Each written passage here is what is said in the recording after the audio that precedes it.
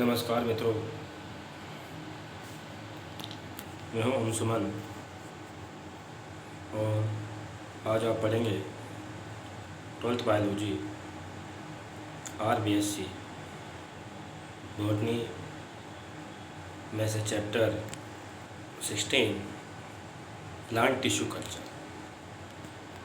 किस प्रकार से प्लांट टिश्यू कल्चर के द्वारा नए नए पादप बनाए जाते हैं उसके बारे में हम चर्चा करेंगे। प्लांट टिश्यू कल्चर के पहले हम जानेंगे कि कोशिका के बारे में क्या क्या जानकारी हमारे पास है, क्या क्या जानकारी हमारे पास होनी चाहिए। तो सबसे पहले हम बात करें रॉबर्ट हुक के बारे में। रॉबर्ट हुक नाम के वैज्ञानिक ने 1665 ईस्वी में 1665 में कोशिका की खोज की और इनकी खोज के बाद 1839 में एक वैज्ञानिक आए जिनका नाम है मैथियोस जैकब। जिनका नाम क्या है? मैथियोस जैकब स्लाइडेन। इनका नाम है मैथियोस जैकब स्लाइडेन नाम के वैज्ञानिक। यह और एक और वैज्ञानिक थे जिनका नाम है थियोडोर स्वान। क्या नाम है? थियोडोर स्वान। इन वैज्ञानिक के द्वारा कोशिका सिद्धांत क्या किया गया? प्रतिपादित किया गया। इन वैज्ञानिकों के द्वारा कोशिका सिद्धांत दिया गया। उस सिद्धांत के आधार पर ही क्या हुआ, आगे पादप उत्तक संवर्धन में महत्वपूर्ण खोजें और महत्वपूर्ण जानकारी प्राप्त की गई। अगर इस सिद्धांत की हम बात करें तो इस सिद्धांत के अनुसार याद रखना, इस सिद्धांत के अनुसार शरीर की संरचनात्मक एवं क्रियात्मक इकाई, जिसे हम क्या कहते हैं? कोशिका कहते हैं। इस सिद्धांत के अनुसार शरीर की संरचनात्मक और क्रियात्मक इकाई का नाम क्या है? कोशिका है। नेक्स्ट हम आगे बढ़ते हैं। इसके बाद वैज्ञानिक आए जिनका नाम है रुडोल्फ विर्चो। एक वैज्ञानिक आए जिनका नाम क्या है? रुडोल्फ विर्चो 1855 में आए थे। कब आए थे? 1855 में। और रुडोल्फ विर्चो नाम के जो वैज्ञानिक है, इनके द्वारा कोशिका सिद्धांत को आगे बढ़ाया गया तथा आधुनिक कोशिका सिद्धांत की उत्पत्ति। और आधुनिक कोशिका सिद्धांत क्या कहता है, इसके बारे में हम बात करते हैं। तो 1855 की बात है। 1855 में वैज्ञानिक आए थे जिनका नाम क्या था? जिनका नाम था भाई रुडोल्फ विर्चो। क्या नाम था भाई उनका? रुडोल्फ विर्चो के द्वारा क्या किया गया? कोशिका सिद्धांत को प्रतिपादित किया गया, आगे बढ़ाया गया। ठीक है। ये कोशिका सिद्धांत जब आगे बढ़ गया तो आगे बढ़ने के बाद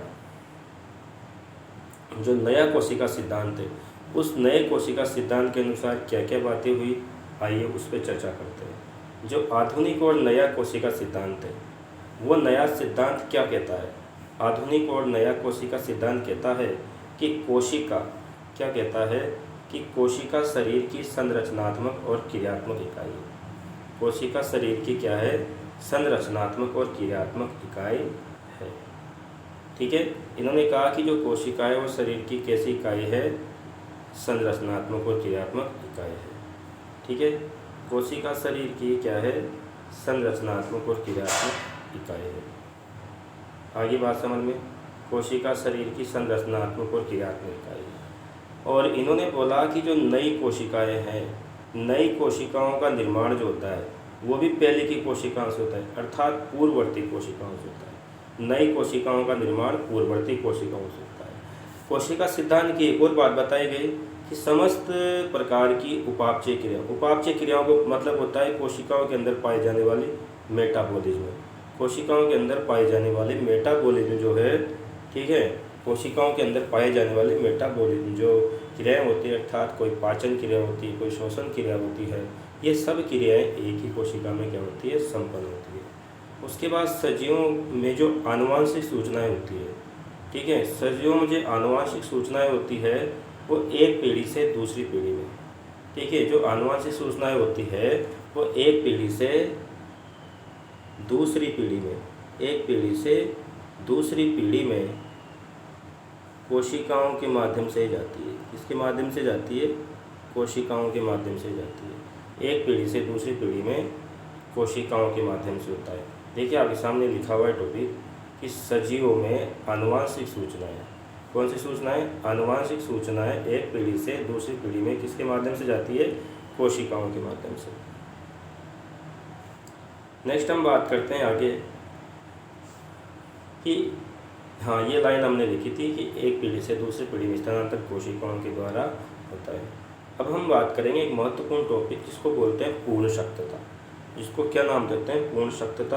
और ये जो पूर्ण शक्तता जो टॉपिक है, ये पूर्ण शक्तता टॉपिक जो हम पढ़ने जा रहे हैं, ये पूर्ण शक्तता टॉपिक अपने आप में एक बहुत बड़ी बात है। और इस बहुत बड़ी बात को हम समझ के करते हैं कंप्लीट। देखिए, पूर्ण शक्तता का मतलब क्या होता है, आपको एक बार फिर बता देना चाहता हूँ। पूर्ण शक्तता का मतलब होता है पूरी शक्ति, कि एक ही कोशिका में किसी कार्य को करने के लिए उसमें पूरी शक्ति होती है।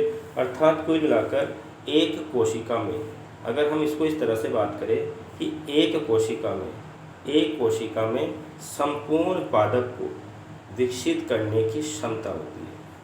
एक कोशिका में संपूर्ण पादप को विकसित करने की क्षमता होती है। और कोशिकाओं के इसी गुण को टोटिपोटेंसी कहा जाता है। कोशिकाओं के इसी गुण को क्या कहा जाता है? टोटिपोटेंसी कहा जाता है। ठीक है, कोशिकाओं का जो ये गुण है, इसी गुण को हमने एक नाम दे दिया है। इस नाम को हम बोलते हैं टोटिपोटेंसी। ठीक है, इस नाम को हमने बोल दिया टोटिपोटेंसी। और जो टोटिपोटेंसी नाम का शब्द है, इसका सर्वप्रथम प्रयोग 1909 में, इस टोटिपोटेंसी शब्द का सर्वप्रथम प्रयोग 1909 में एक मॉर्गन नाम के वैज्ञानिक के द्वारा किया गया था। ठीक है, किसके द्वारा किया गया था? मॉर्गन के द्वारा। लेकिन इस संकल्पना का जो प्रतिपादन है, इस संकल्पना के बारे में जो प्रतिपादन दिया, वह जर्मन के वैज्ञानिक है। और उन जर्मन के वैज्ञानिक का नाम है हेबरलैंड। उन हेबरलैंड के द्वारा 1902 में किया गया था। आई बात समझ में? किनके द्वारा किया गया था? हेबरलैंड के द्वारा। तो ये बात आप याद रखना। एक बार फिर मैं आपको रिपीट करा देता हूँ। टोटिपोटेंसी क्या है? कि पूर्ण शक्तता एक कोशिका में संपूर्ण पादप को विकसित करने की जो क्षमता पाई जाती है, उसे ही हम टोटिपोटेंसी कहते हैं। टोटिपोटेंसी शब्द का सर्वप्रथम प्रयोग सन 1909 में मॉर्गन के द्वारा किया गया था। लेकिन इस संकल्पना का जो प्रतिपादन है, वो जर्मन के वैज्ञानिक है, जो हेबरलैंड के द्वारा 1902 में किया गया था। इसके बाद पूर्ण शक्तता के बाद मैं आपके सामने लेके आता हूँ ऊतक संवर्धन। ऊतक संवर्धन जो तकनीक है, ठीक है, ऊतक संवर्धन जो तकनीक है, इस ऊतक संवर्धन तकनीक के बारे में बात करते हैं। ठीक है, ऊतक संवर्धन जो तकनीक है, इस ऊतक संवर्धन तकनीक के बारे में आपसे बात करते हैं। देखिए,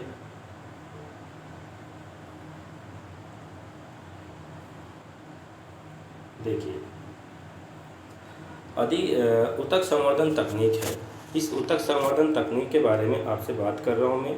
तो देखिए, तो ये वाली जो तकनीक है ऊतक संवर्धन, इस ऊतक संवर्धन तकनीक में अधिकांश जंतुओं में जो पूर्ण शक्तता नहीं पाई जाती है। याद रखना, ऊतक संवर्धन तकनीक का प्रयोग हम क्यों करते हैं? क्योंकि कुछ जंतुओं में पूर्ण शक्तता नहीं पाई जाती। अर्थात कुछ जंतुओं में पूर्ण शक्तता नहीं पाई जाती है, तो अर्थात कुछ जंतुओं में शरीर की कोई सी भी एक कोशिका ले लो, उस एक कोशिका के माध्यम से पूरा जंतु नहीं बन सकता।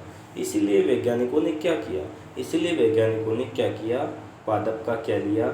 पादप के जीव द्रव्य, किसको लिया? पादप के जीव द्रव्य को लिया। इसके अलावा कोशिका को लिया। इसके अलावा उसके ऊतक को लिया, अंग को लिया। किसको लिया? अंग को, है ना, ऊतक को लिया, है ना, अंग को लिया। इस तरीके से अंग को ले लिया और संपूर्ण पादप को लिया। और निर्जमीकृत एवं नियंत्रित अवस्थाओं में रासायनिक रूप से ज्ञात संवर्धन माध्यम पर संवर्धित करने की प्रक्रिया पादप ऊतक संवर्धन कहलाती है। बात समझ रहे हो? अधिकांश जंतुओं में पूर्ण शक्तता नहीं पाई जाती है, इसलिए पादप के जीव द्रव्य, कोशिका, ऊतक, अंग अथवा संपूर्ण पादप को निर्जमीकृत एवं नियंत्रित अवस्थाओं में रासायनिक रूप से ज्ञात संवर्धन माध्यम पर संवर्धित करने की प्रक्रिया पादप ऊतक संवर्धन कहलाती है। पादप ऊतक संवर्धन का प्रयोग सर्वप्रथम गोटलिब ने किया था। किसने किया था? वैज्ञानिक का नाम है सर्वप्रथम जिस वैज्ञानिक ने इस तकनीक का इस्तेमाल किया था, प्रयोग किया था, उस वैज्ञानिक का नाम है गोटलीब और हेबरलेब। इन दोनों के द्वारा किया गया था और सन 1902 में ये काम इनके द्वारा किया गया था। तो हमारा पाठ का नाम ही पादप ऊतक संवर्धन है। आगे बात समझ में, हमारे पाठ का नाम ही पादप ऊतक संवर्धन है और इस पादप ऊतक संवर्धन नाम के पाठ में हम ये चीज़ें पढ़ रहे हैं। एक बार फिर मैं बता देता हूँ आपको कि अधिकांश जंतुओं में पूर्ण शक्तता नहीं पाई जाती है भाई, है ना।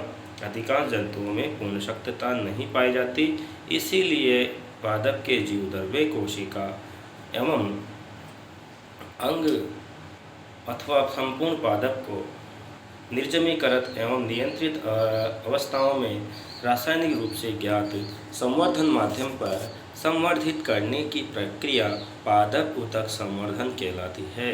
पादप ऊतक संवर्धन का सर्वप्रथम प्रयोग या प्रयास बोले तो गोटलीब हेबरलैंड के द्वारा 1902 में किया गया था। ऊतक संवर्धन में काम आने वाली महत्वपूर्ण पारिभाषिक शब्दावलियाँ कौन कौन सी है, उन शब्दावलियों के बारे में हम चर्चा करेंगे। ऊतक संवर्धन तकनीक में काम आने वाली महत्वपूर्ण शब्दावलियाँ। तो सबसे पहले ऊतक संवर्धन में काम आने वाली महत्वपूर्ण शब्दावली में सबसे पहला जो नाम आता है वो आता है संवर्धन माध्यम का। किसका आता है भाई? संवर्धन माध्यम का। सबसे पहले जो नाम आता है वो संवर्धन माध्यम का आता है। तो रासायनिक रूप से ज्ञात माध्यम, कैसा माध्यम होता है ये? केमिकली इसको जानकारी होती है जिसका उपयोग ऊतक संवर्धन में किया जाता है और इसी को कहते हैं हम संवर्धन माध्यम। इसी को हम क्या नाम दे देते हैं? संवर्धन माध्यम। तो संवर्धन माध्यम क्या होता है? रासायनिक रूप से ज्ञात होता है ना। रासायनिक रूप से ज्ञात संवर्धन माध्यम होता है और ऊतक संवर्धन विधि में क्या किया जाता है? इसका प्रयोग किया जाता है, जिसका उपयोग ऊतक संवर्धन विधि में किया जाता है और इसको बोलते हैं संवर्धन माध्यम। इसके बाद एक और टॉपिक हमारे पास आता है जिसको बोलते हैं कर्तोतक। कि भाई ये कर्तोतक क्या है? बहुत ज़्यादा नाम इसका सुना सुना सा लगता है। कर्तोतक क्या है? कर्तोतक पादप का वह भाग जो ऊतक संवर्धन में उपयोग में लिया जाता है। जैसे कि बोले तो ऊतक, जड़, तना और पत्ती, ये सब के सब उदाहरण किसके हैं? कर्तोतकों के उदाहरण हैं। सबके सब किसके उदाहरण हैं? कर्तोतकों के उदाहरण हैं। ये सब उदाहरण किसके हैं? कर्तोतकों के। यानी कर्तोतक क्या है? कर्तोतक क्या है? कर्तोतक है किसी भी पादप की जड़ हो सकती है, पत्ती हो सकती है, तना हो सकता है, कुछ भी हो सकता है। ठीक है, चलिए आगे बढ़ते हैं। किनिया कैलस क्या होता है? किनिया कैलस क्या होता है? किनिया कैलस किसे कहा जाता है? यानी नवसंवर्धित विभ्जोत की कोशिकाओं का असंगठित समूह कैलस कहलाता है। यानी कि जो पादप ऊतक संवर्धन में पादप का जो भाग हमने लिया है उसमें जो नई कोशिकाओं का निर्माण होगा, उन नई कोशिकाओं का जो असंगठित समूह है, उसी असंगठित समूह को हम क्या कहते हैं? कैलस कहते हैं भाई। क्या कहते हैं? कैलस। नेक्स्ट आता है प्रोटोप्लास्ट या जीवद्रव्य। नेक्स्ट क्या आता है हमारे पास? प्रोटोप्लास्ट या फिर क्या बोलते हैं उसको? जीवद्रव्य। ठीक है, प्रोटोप्लास्ट या जीवद्रव्य क्या है, बात करते हैं। ये देखिए आप, प्रोटोप्लास्ट या जीवद्रव्य यानी कोशिका भित्ति रहित पादप कोशिका। कोशिका भित्ति रहित पादप कोशिका को हम क्या कहते हैं? जीवद्रव्य या प्रोटोप्लास्ट कहते हैं। इसके बाद हम बात करते हैं, नेक्स्ट हमारा टॉपिक है निर्जमीकरण। निर्जमीकरण क्या है भाई? ये निर्जमीकरण क्या है?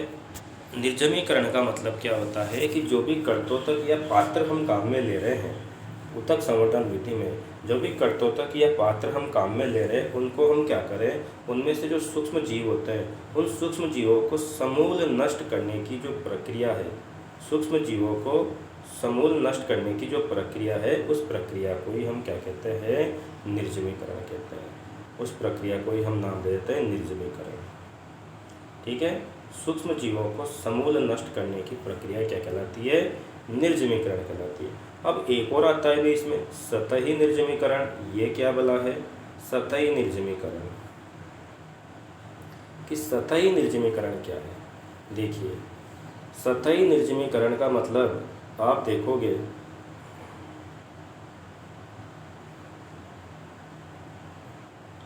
सतही निर्जमीकरण। सतही निर्जमीकरण का मतलब ऊतक संवर्धन में प्रयुक्त होने वाले कर्तों को पहले अच्छी तरह से सूक्ष्म जीवों का उन्मूलन करना। कि जो भी काम में आ रहे हैं कर्तोतक, यानी जो पौधे का भाग हम काम में ले रहे हैं, पौधे की कोशिका काम में ले रहे हैं, जड़ काम में ले रहे हैं, पत्ती काम में ले रहे हैं, वो सभी से हम क्या करें? सूक्ष्म जीवों को समूल तरीके से नष्ट कर दें। इसी को बोलते हैं हम सतही निर्जमीकरण। नेक्स्ट परिभाषा आती है हमारे पास संरोपण या फिर निवेशन या इनोकुलेशन। संरोपण, निवेशन या इनोकुलेशन। ये संरोपण, ये निवेशन, ये इनोकुलेशन क्या है? यानी सतही निर्जमीकृत कर्तोतकों के संवर्धन माध्यम पर स्थानांतरण करने की प्रक्रिया। यानी जो कर्तोतक होते हैं उनको हम कल्चर मीडियम में, जिनको हम क्या करें? संवर्धन माध्यम में ले जाके रख देंगे, उसमें वहाँ उनका कल्चर कराएंगे। ये सब कराने की जो प्रोसेस होती है उसी को बोलते हैं संरोपण या निवेशन। ठीक है, नेक्स्ट चलते हैं पात्रे या इन विट्रो। पात्रे का मतलब क्या होता है? पात्रे का मतलब होता है भाई, आप अच्छे से समझ जाइएगा कि पात्रे का मतलब होता है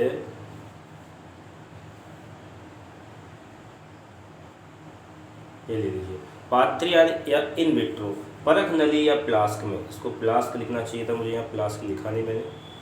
परख नली में या फिर क्या करें, किसी फ्लास्क में या बोतल में आदि में ऊतक संवर्धन करने की जो प्रोसेस है उसी को बोलते हैं हम क्या? पात्रे संवर्धन। अब इस पात्रे संवर्धन विधि में हमने क्या किया? इनमें हमने मात्र पादप बनाए पात्र में। और इस तरीके से आप देखोगे कि जो पात्रे विधि में जो क्लोन बन, अगली परिभाषा आती है क्लोन की, यानी अलैंगिक जनन की। अलैंगिक जनन की विधियों के द्वारा, किसके द्वारा? अलैंगिक जनन की विधियों के द्वारा मात्र पादप के समान संततियाँ विकसित करना। संततियाँ जो होती है उन संततियों को हम क्या कहते हैं? क्लोन कहते हैं। क्या कहते हैं? क्लोन। यानी कि अलैंगिक जनन की विधियों के द्वारा मात्र पादप के समान विकसित संततियाँ क्लोन कहलाती है। अब क्लोन के बाद आता है अगली नेक्स्ट परिभाषा, जिसको बोलते हैं हम कायिक भ्रूण। इसको क्या कहते हैं? कायिक भ्रूण। क्या कहते हैं? कायिक भ्रूण। कायिक भ्रूण क्या होता है? कायिक कोशिकाओं से विकसित भ्रूण क्या कहलाता है? कायिक भ्रूण कहलाता है। कायिक कोशिकाओं से विकसित भ्रूण को ही हम क्या कहते हैं? कायिक भ्रूण कहते हैं। कायिक कोशिका जैसे शरीर की कोई भी कोशिका, जनन कोशिकाओं के अलावा, युग्मकों के अलावा, अंड कोशिका और जो परागकण कोशिका है उनके अलावा। इसके बाद आता है कृत्रिम बीज।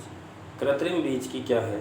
कृत्रिम बीज का मतलब होता है संपुटीकृत कायिक भ्रूण। संपुटीकृत कायिक भ्रूण को कृत्रिम बीज कहा जाता है। ठीक है, अगली परिभाषा आती है भ्रूणाभ की। भ्रूणाभ की परिभाषा क्या है? कि पात्रे विधि द्वारा कायिक कोशिकाओं से भ्रूण के समान संरचना जो होती है, भ्रूण के समान जो संरचना है उसी को हम कहते हैं भ्रूणाभ। ठीक है, उसी को हम क्या कहते हैं? भ्रूणाभ। इसके बाद हमारा टॉपिक आता है कि पादप ऊतक संवर्धन कार्य हेतु आवश्यक संसाधन क्या क्या है। उन संसाधनों के बारे में हम अगले नेक्स्ट वीडियो में बात करेंगे। पादप ऊतक संवर्धन में जो काम आने वाले आवश्यक संसाधन हैं, चलो इन संसाधनों को भी अपन इस वीडियो में पढ़ ही लेते हैं, है ना। अगले में क्या, तो पादप ऊतक संवर्धन में काम आने वाले आवश्यक संसाधन। तो आवश्यक संसाधनों की सूची देखो आप कि पादप ऊतक संवर्धन में सबसे पहले हम बात करते हैं कौन कौन से आवश्यक संसाधन हैं। तो सबसे पहले जो ऊतक संवर्धन में जो काम आने वाली प्रयोगशाला है, ऊतक संवर्धन प्रयोगशाला आधुनिक उपकरणों से आधुनिक उपकरणों से क्या होनी चाहिए, सुसज्जित होनी चाहिए भाई, है ना। पादप ऊतक संवर्धन कार्य हेतु आवश्यक संसाधन यानी ऊतक संवर्धन प्रयोगशाला आधुनिक उपकरणों से सुसज्जित होनी चाहिए। प्रयोगशाला का निर्माण सूक्ष्म जीवों की, प्रयोगशाला का जो निर्माण होता है वो कैसे करते हैं इसके बारे में बात करते हैं। प्रयोगशाला का निर्माण करने समय भी ध्यान रखना चाहिए कि जो प्रयोगशाला बना रहे हैं हम, ठीक है, जो प्रयोगशाला का निर्माण हम कर रहे हैं वो सूक्ष्म जीवों, जिस प्रयोगशाला का निर्माण हम कर रहे हैं वो प्रयोगशाला सूक्ष्म जीवों, कीट पतंगों, पादप के बीज अथवा अन्य भागों के संगठन से संबंधित कार्य करने वाली प्रयोगशालाओं के पास नहीं चाहिए, है ना। तो ये भी ध्यान रखना है, प्रयोगशाला बनाते समय सूक्ष्म जीव नहीं होने चाहिए उसके आसपास, ऐसी कोई प्रयोगशाला न हो, कीट पतंगों की वाली प्रयोगशाला न हो, पादप के बीजों वाली प्रयोगशाला न हो, अन्य भाग के संगठन से संबंधित कार्य करने वाली ऐसी कोई भी प्रयोगशाला वहाँ पर नहीं होनी चाहिए। इसके बाद ऊतक संवर्धन प्रयोगशाला का निर्माण करते समय उसकी बनावट व कार्य स्थिति का विशेष ध्यान रखना चाहिए, उसकी कार्य स्थिति का विशेष ध्यान रखना चाहिए। ऊतक संवर्धन कार्य करने हेतु प्रयोगशाला में कांच के सामान का प्रक्षालन कक्ष क्या होना चाहिए, कांच के सामान का प्रक्षालन कक्ष, कांच के सामान का क्या होना चाहिए, प्रक्षालन कक्ष, कांच के सामान को धोने का कमरा, संवर्धन माध्यम का निर्माण कक्ष होना चाहिए, क्या होना चाहिए, निर्माण कक्ष, अभिलेख यानी रिकॉर्ड रखने के लिए कक्ष होना चाहिए, निर्जमीकरण वाला स्थान होना चाहिए, जहाँ पे आप निर्जमीकरण कराओगे उस जगह ये स्थान होना चाहिए।